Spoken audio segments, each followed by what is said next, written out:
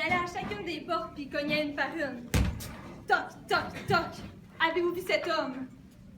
Charlie D. Boone, le plus grand criminel de l'Ouest. Personne ne savait ce qu'il avait fait, à part les agents de police.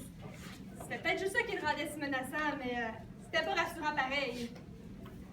C'est l'agent Hanford qui l'avait attrapé. C'est le plus grand policier de tout l'Ouest. Le village allait avoir droit à un des duels les plus épiques. Mais pas du tout. Le criminel s'était simplement livré. Personne s'était posé de questions, tu sais, devant le meilleur cow-boy de l'Ouest, ça se peut que t'abandonnes. Mais ça avait l'air que c'était pas pour ça, parce que Charlie D. Boone, il y a tout juste 3 jours, il s'est évadé de prison. Puis l'agent Hanford, il voulait pas laisser ça comme ça. Fait qu'il a offert n'importe quoi à ceux qui rapporteraient Charlie d'ici la fin de la semaine. Puis n'importe quoi. Ça avait donné bien motivant quand il m'a demandé. C'était le cas des scientifiques du village.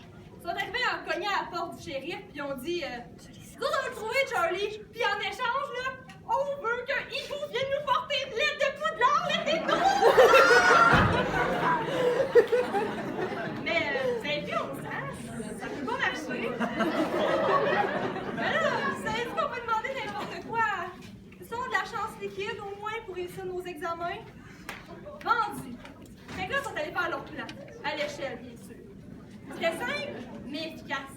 À l'aide du nombre de temps que Charlie était disparu, la position de la prison, la force gravitationnelle, plein d'autres affaires qui s'attendent à personne de comprendre, ils ont calculé à où ce qui serait censé être. Ils sont partis par là. À quelques mètres de là, il y en a un qui a dit c'est le temps de mettre nos capes d'invisibilité! Ils ont tous mis leur cerveau sur leur tête. Mais là, ils voyaient pas grand-chose, ça marchait pas bien, mais ils savaient pas parce qu'ils avaient leur cerveau sur la tête. Ça a fait qu'ils n'ont pas trouvé Charlie parce que. Ben, ils l'ont jamais trouvé. Puis là, le lendemain matin, ça cognait encore à la porte du shérif. Ben, ça criait plus qu'autre chose. Non à l'austérité! Non à l'austérité! C'est les bonnes sœurs du village qui enseignent aux élèves. Après avoir fait d'arrêter de crier, l'agent leur demande qu'est-ce qu'ils veulent en échange de Charlie. Sans trop de surprise, ils ont répondu la fin des coupures! Ils ont accepté. Leur plan c'était simple, mais efficace. Il avait étendu des profs de philo sur tout le village, sauf à une place. Il avait juste à attendre que Charlie se rende là, puis naturellement, il allait s'y rendre pour éviter tout contact avec cette matière. Puis, on n'a jamais compris, mais il s'est jamais ramassé là. Fait que la 3e journée, ben, il y a un 3e groupe qui s'est présenté, les chasseurs du village. Ils ont dit nous autres, on va trouver Charlie! Puis en échange, là, on aimerait ça pouvoir élire un castor comme maître du monde, sinon ça serait drôle. Ah, puis la bière à volonté! Le shérif commençait à se demander si c'était tant une bonne idée que ça d'avoir fait n'importe quoi, mais il était trop tard, fait qu'il a accepté. Pour commencer, ils se sont foutus de la boîte partout sur le corps, partout en face pour pouvoir se cacher comme Charlie. C'était simple, mais efficace. Après ça, il avait juste besoin de tirer partout.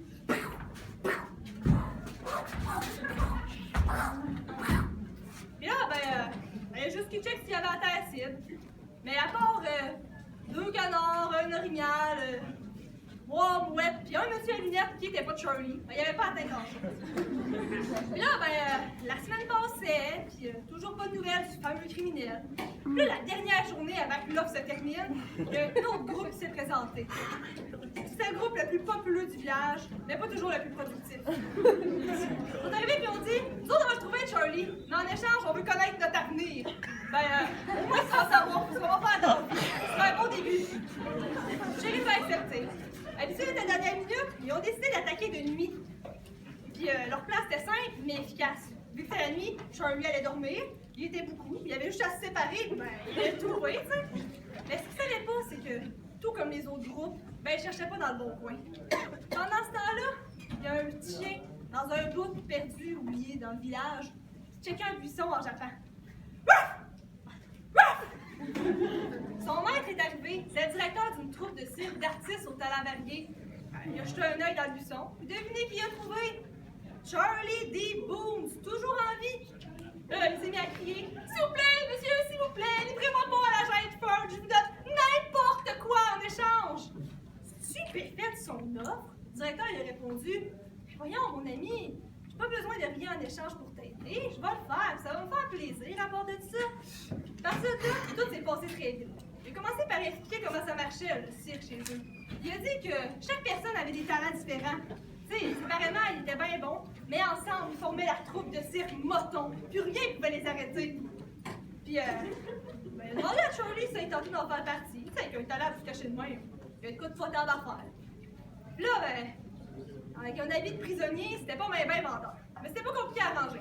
Il a pris le coin du chapiteau, 2-3 petits coups de ciseaux, clic, puis hop, un beau petit chandail rayé rouge et blanc, puis une belle petite petite qui allait avec. C'était simple, mais efficace.